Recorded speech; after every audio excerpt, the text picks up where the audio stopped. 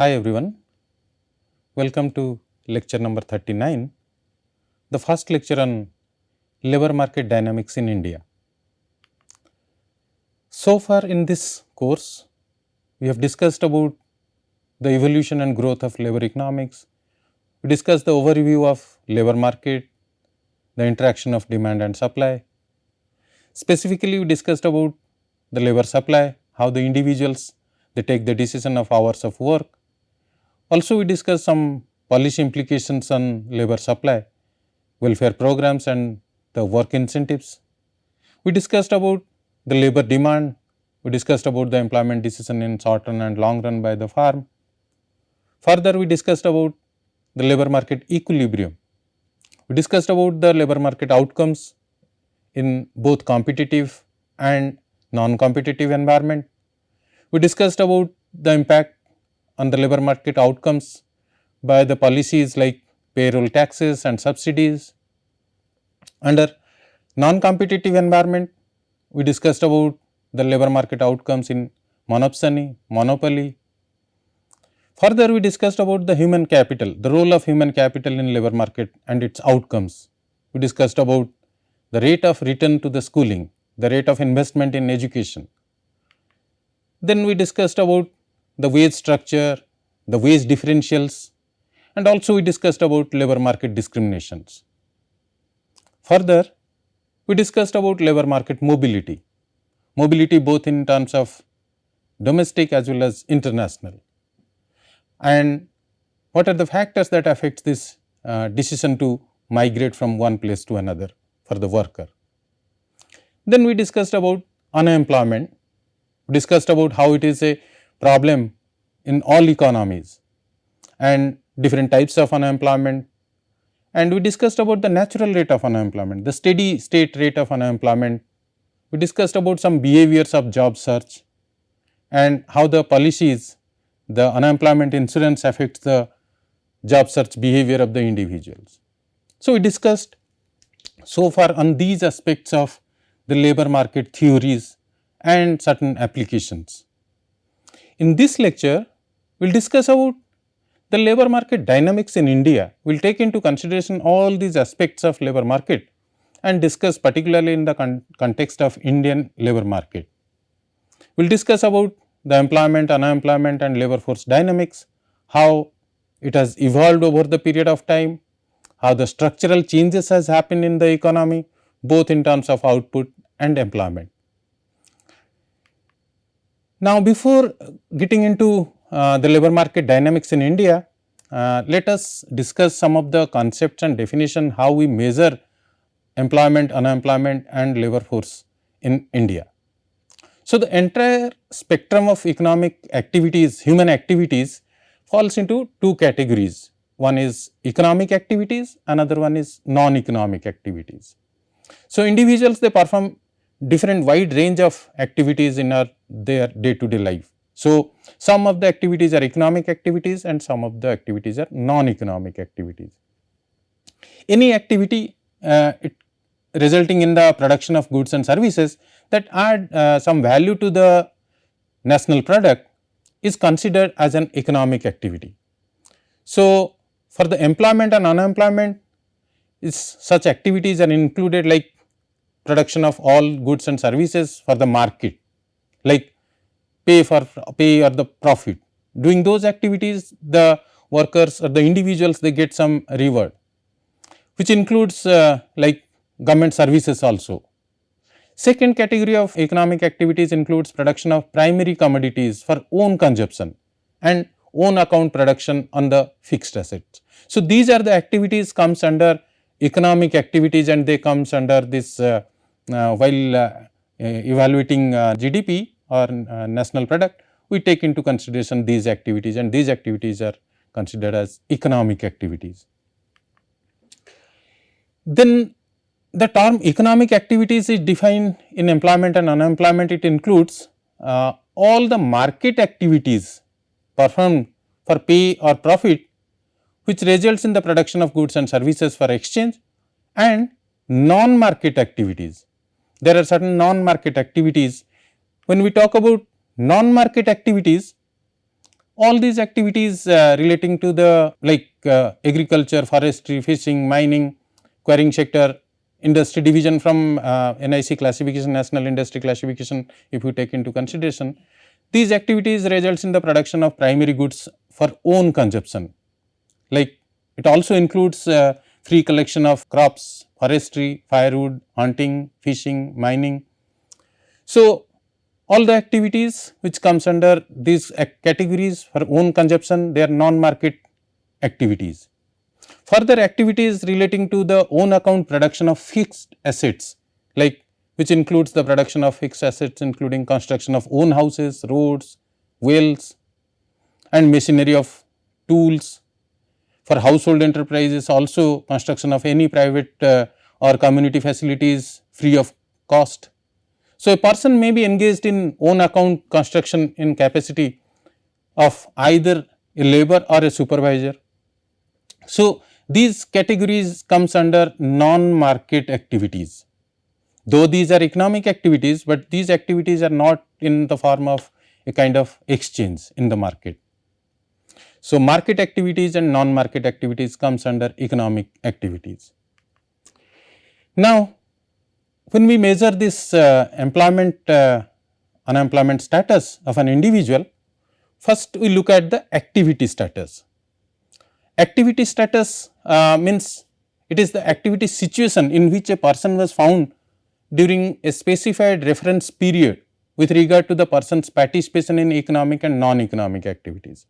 So, with a reference time period, let us say 1 month, 1 year. So, in that reference period, how the individual is engaged in both economic and non-economic activities, that defines his activity status. And according to this, a person could be in one or combination of following 3 broad activity status including that reference period. First is that working or being engaged in economic activities, means he is engaged with some kind of work. Second category is that being not engaged in economic activity or work, but either making tangible efforts to seek for work or being available for work.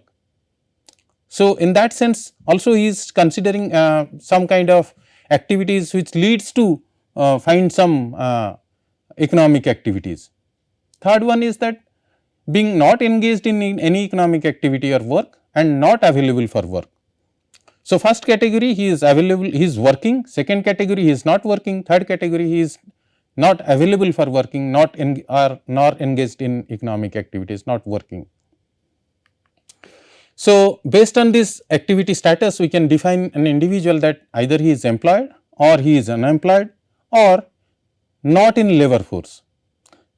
Labor force means it is the summation of employed and unemployed. He is available for work.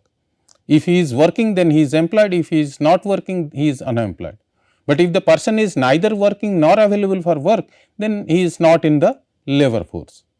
Further, if an individual is working or means employed, then category of employment. Category of employment, he may be employed in self-employed category, or he may be employed in a regular wage or salaried employee, or he is a casual labor.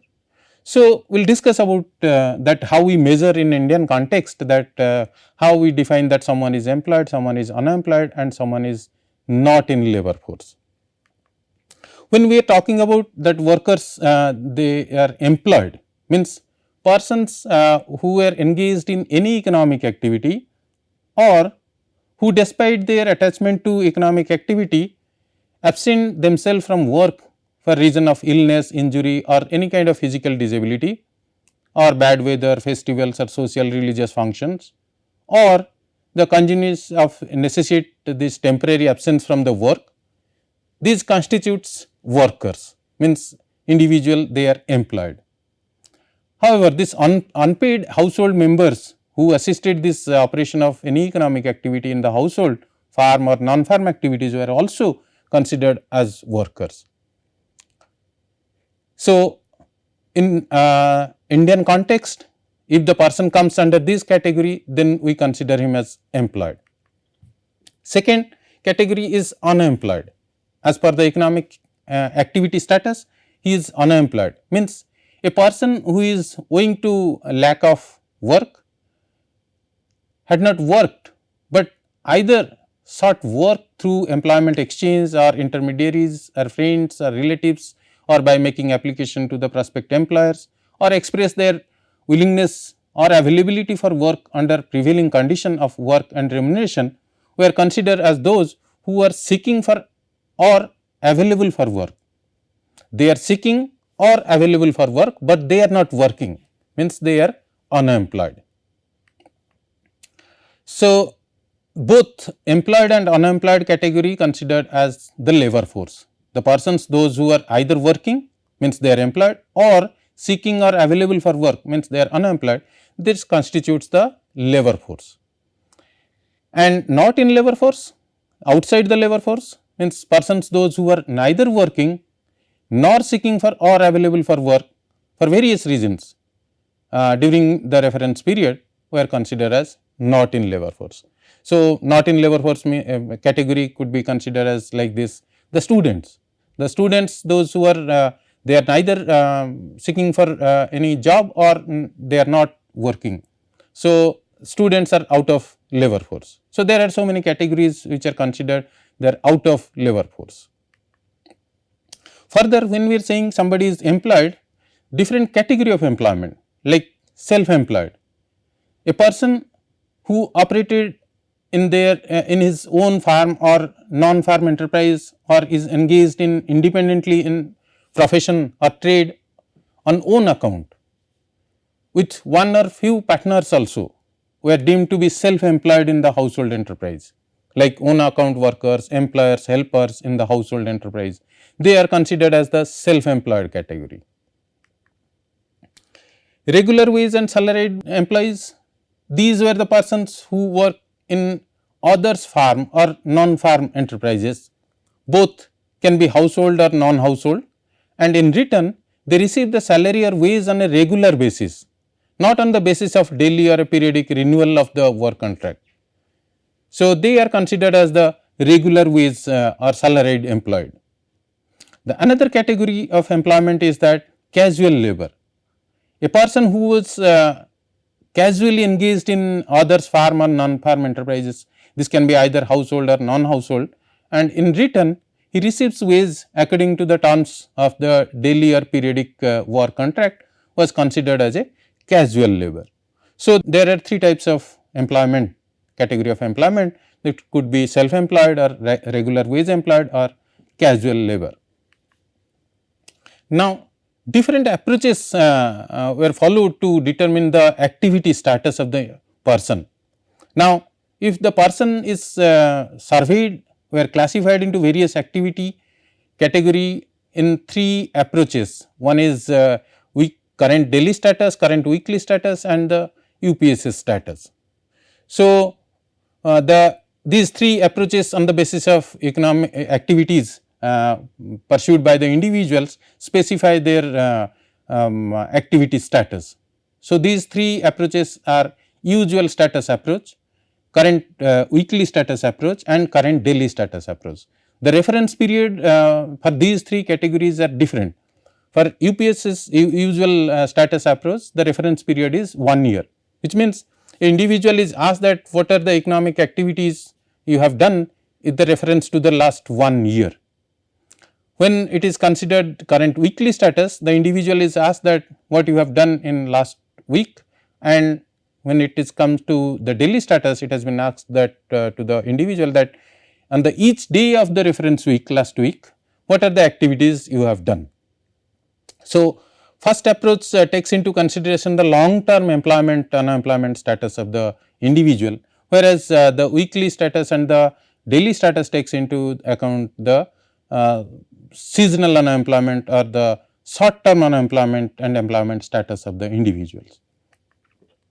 So, the activity status of a person in usual status approach, the activity status of is determined on the basis of the reference period of 1 year, whereas in for the current weekly status it is determined on the basis of 1 week, and for the current daily status it is based on the reference period of 1 day with reference to the last week. Now, this is how we can measure the employment number of people, those who are employed, unemployed, or those who are in the labor force. When we consider the workers, we take into consideration the labor force participation rate and the workforce participation rate. So, labor force participation rate is can be derived by taking into consideration the number of employed person plus number of unemployed person divided by the total population multiplied by 1000. So, it takes into consideration the labor force participation rate. Similarly, worker population ratio takes into consideration number of workers, number of employed persons divided by the total population multiplied by 1000. Whereas, take into consideration the proportion of unemployed, means number of unemployed, it is number of unemployed person divided by total population into 1000.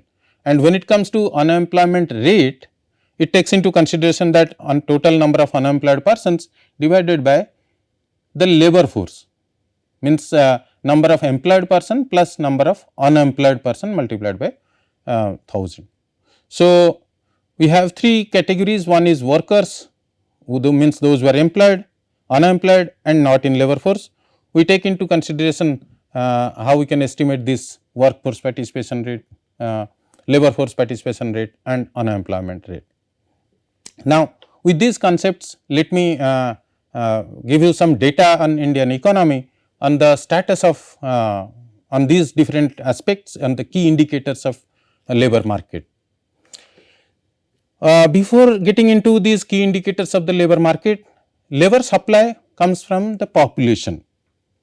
So, if you look at the population pyramid of India in 2011 and the projected population pyramid in 2036, you can see the graph.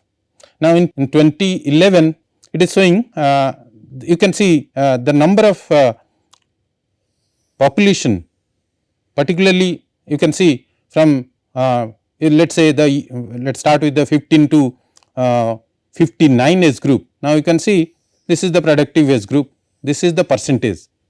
When it comes to the India and young population, now you can see the magnitude of the population from 15 to let us say 40 or 29, the youth population we talk about. So, now you can see the magnitude of the population in particular different age groups in 2011. So, that is why we are saying that India is having a big demographic dividend, and the projected population pyramid in 2036, you can see how it is going to change the age group. The population structure is going to change according to the age group. Now, you can see 15 to 50 age group. So, mostly we are saying that India is having a demographic dividend. So, population is the major contributor to this labor force, and you can see the labor force participation according to their age group. So, from there we have taken the 15 to 59 age group. We are considering that this age group is the working age group, and if you look at the magnitude, now how it has changed, the demographic change has occurred over the period of time. We have taken from 1991 data to 2018. Now, you can see how this 15 to 29 age group, this demographic structure has changed. Now, you can see the absolute number in million, it has just doubled and more than double in 2018, and you can see how it has changed over the period of time. So, we are saying that youth bloc is there for Indian economy or Indian labor market. Also, you can see the age group which is 30 to 40, they have also increased from 153 to 369 millions in number. And so, the most of this working age population is within this 15 to 44 age group, you can see. So, this is the demographic structure, it has changed over last 40 years of time, and mostly it has opened an demographic dividend window of opportunity for Indian labor market. Now, how this labor force and the workforce participation rate we have reported in last 40 years of time, you can see. In the total 42% we are having the labor force participation, and the workforce participation is 41.1 in 2023. The data is extracted from PLFS data, latest PLFS data, and you can see over the period of time, the only concern you can see the male labor force participation, it was consistent around 55-56%, whereas this female labor force participation, which was 30% in 1983, it has suddenly reduced over the period of time. It has reduced 22.5 in 2011-12. However, in 2023 you can see it has increased to 27.8. However, this female labor force participation, it has declined over the period of time, and in the recent past decade it has been observed that it has increased.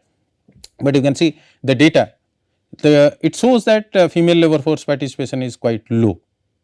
Same is reflected in the workforce participation. The male workforce participation is consisting around 53-54% over the period of time, whereas the female workforce participation, it has declined significantly, but in 2023 we see the data, it has increased to some extent.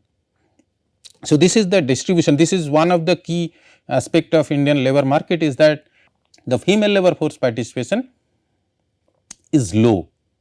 If you compare with the data with the other countries across the globe, many of these developed countries, they have higher female labor force participation when we compare with India.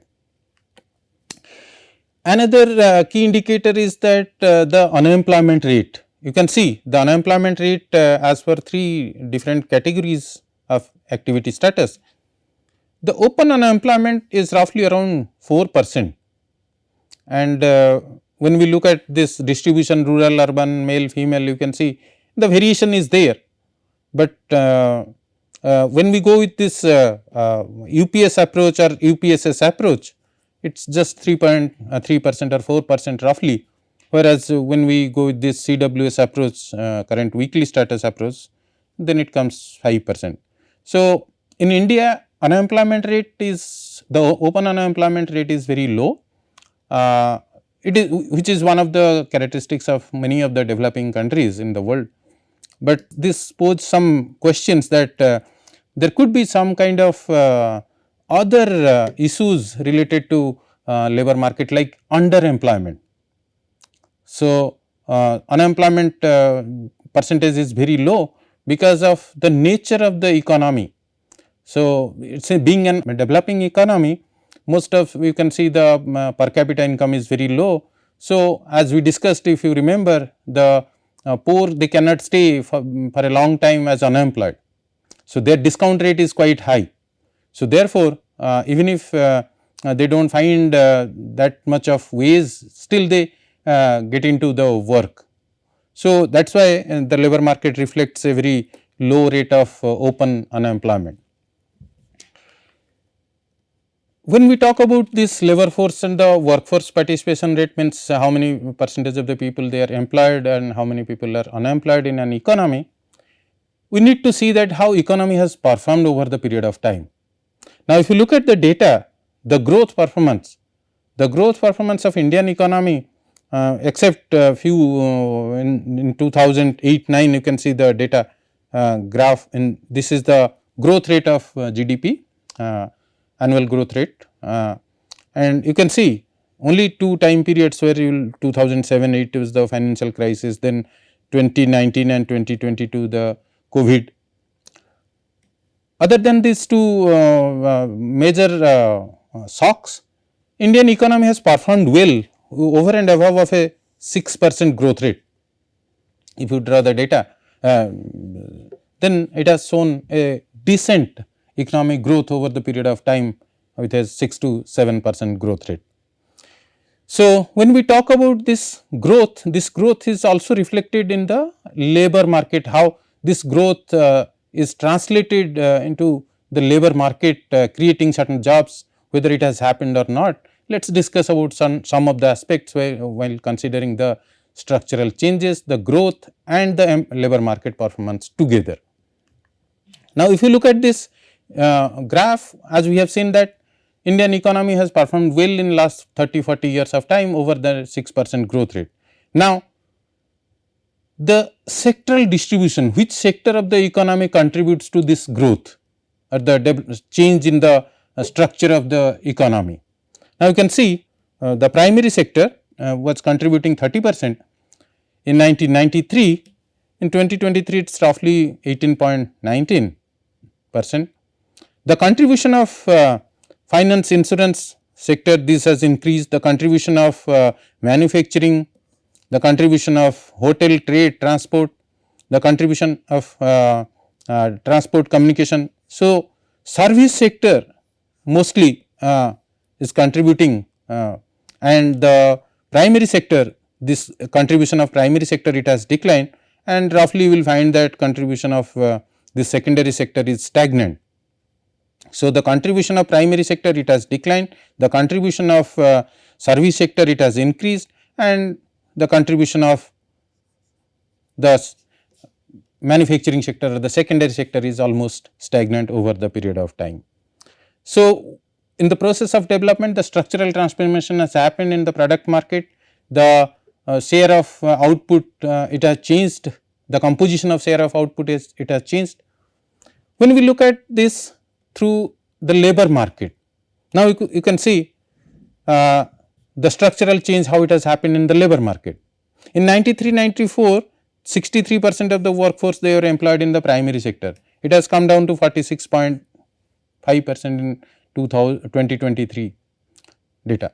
So, similarly, you can see the other sectors in the service sector and also the manufacturing sector. Manufacturing sector employment is almost stagnant over the period of time. The primary sector employment has reduced, but the change is very low. The share of service sector employment has increased, but again it is the way it has happened in the product market, the way it has happened in the GDP distribution, the same has not been reflected at same pace in the labor market. So, the structural transformation in the labor market is very low, and another thing is that the whatever the change is happening, the structural transformation is happening, it is happening from a primary to service sector, bypassing this manufacturing sector. So, manufacturing sector employment is quite stagnant over the period of time, and the kind of employment which is going from agriculture to service sector, mostly it is going to construction, it is going to hotel, trade, transport. It is not going to the most productive sectors like finance, insurance. You can see the finance, insurance, real estate business, their contribution to the employment is very low. These are the sectors which are very productive sectors, transport, communication, finance, insurance, real estate, but the share of employment is very low. So, the transformation is happening from agriculture to construction, trade, hotel, transport and business, these sectors. So, the conclusion is that the structural transformation is happening, it is but the in the labor market also, but it is in a very slow pace, and it is not going to directly to the finance, insurance, real estate and most productive sectors. So, if you look at the growth story of Indian economy since 1980s, India has experienced a high economic growth since the mid of the 1980s, and particularly since 1991 after this new economic reforms were introduced. And with this, the liberalization of economy, the growth rate accelerated. Mostly it has happened in 2000, early 2000, 2003-4 was the period where the growth rate was at peak, and in some years it has exceeded to 8%. But after 2008 the growth rate substantially declined due to the global financial crisis, and we have seen that during the COVID pandemic also the growth rate has declined. Now, despite of these disruptions to the economy, the overall economy has achieved an average of more than 6% growth rate, and India is among the fastest growing major economies in the world. Currently, the world's most populated country and the 5th largest economy in terms of dollar terms, and India is expected to have this sustained economic growth of 5 to 6% in next 15 years or so. So, it is expected that India will do well in next 15 years, in another 20 years of time. It is also projected that India is going to be the third largest economy in the world by 2027, and also it is expected to touch gross domestic product of 7 trillion by 2030. So, India's growth story, it has benefited from the demographic advantage. We have a young population and huge investment in digital public infrastructure. A large expansion of in the physical infrastructure, reforms of the goods and services taxes and better service deliveries. So, thanks to adoption of the technologies. So, these are the factors have promoted the growth story of Indian economy. So, government resources have also increased due to increase in the tax revenues. According to the current estimates, the Indian economy grew at 7.3% and 7.2% in 2022 and 2023 respectively. This is the Government of India data in 2023. So, the high growth, it has led to some of important changes in the Indian economy and society. First, the level of absolute poverty, it has declined significantly. The absolute number of poverty, it has declined significantly, and there has been improvement in the living standards as well as other social and human development indicators. Although we have a very low human development index, but it has increased over the period of time compared to other developed countries, but it has increased over the period of time. But no doubt that this absolute poverty has reduced and the standard of living has increased. Then economic growth had some positive impact on the labor market conditions. So, it has not led to a radical structural transformation in the employment conditions, but it has increased the level of income of the people, and there has also been seen a slow and steady decline in the share of agriculture. So, as I said, the structural transformation is happening, but it is happening at a very slow pace, and there is a rise in the share of service sector's employment to the total employment. So, structural transformation, this is one of the positive aspect on the labor market structural transformation. This has happened because of this, the growth dynamics has changed, service led economy, our economy is leading by this service sector. Now, we are giving focus to the manufacturing sectors to have the, it should be the hub of employment. Other than that, we can characterize several characteristics of Indian labor market. The observed growth pattern has been different from the experience of other developed countries, where manufacturing sector was the main driver of growth in earlier stage of development. If you remember the stages of economic development, it should move from primary to secondary, secondary to tertiary sector. In India, the growth has been led by the service sector. Although the share of agriculture in the total employment has declined, it has largely shifted to service sector. As I said, the data is also showing the same, which counts around 23% of the total employment. Agriculture still counts 48% of the total employment. Then, if you look at the Indian labor market is mostly highly informal in nature. Around 90% of the workers are informal in employment. I will show you the data in my next lecture, that the degree of informality that exists in Indian economy. Although the percent of the regular workers has increased over the period of time, this is also a good sign that regular workers has increased, the share of regular workers has increased, the share of formal employment sectors has increased, and in that formal sector the regular employment has also increased significantly, but still there is a large number of employment is there in the informal sector. And mostly the persistence of self-employment is another feature of Indian labor market. The self-employment continues to constitute about half of the total employment in the economy, which is indeed a highest percentage. And the labor market is highly segmented in India. It is segmented in different categories like gender, location, occupation, social groups, geographical regions. Although the gap in earnings across the gender and other social categories has declined over the period of time significantly, the broad socio-economic hierarchies to access employment, education, earnings are still there in the Indian labor market. And recently, the open unemployment is very low. As I said, it is 2 to 3%, roughly 4%. The low unemployment rate is an indicative of the lack of livelihood opportunities, and it is common.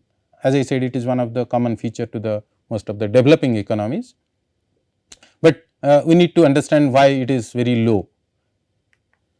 Then another feature is that low female labor force participation, it is roughly around 25%. So, India is one of the lowest female labor force participation rate in the world, which is reflection of its considerable gender inequality in the labor market.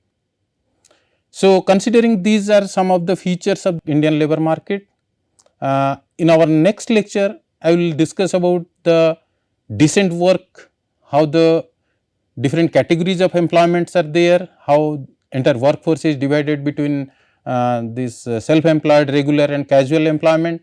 Also I will give you some figures that how there is a the labor force as per their educational attainment, means how the skill mismatch is there in Indian labor market. I will also give you some of the figures that how the structural transformation has happened, but this structural transformation leads to the kind of decent employment it has created in Indian labor market. So, also I will give you some of the employment challenges that Indian economy is going to have, and also how to address these some of the employment challenges through some policy agendas. Thank you.